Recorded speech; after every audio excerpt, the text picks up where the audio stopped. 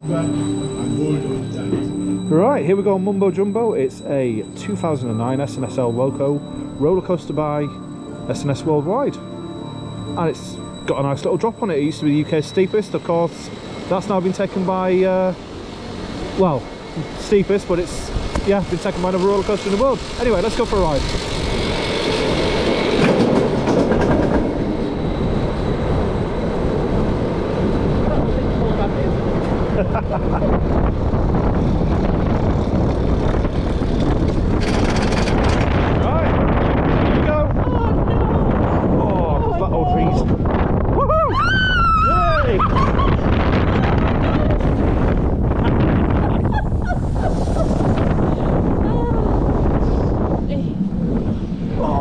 Bank turn.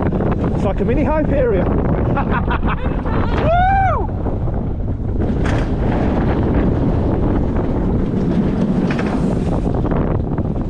Love it.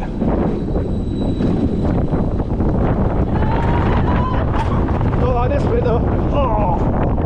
Oh! Rough as a bag of spanners. Anything's coming up. There you go, that's Mumbo Jumbo.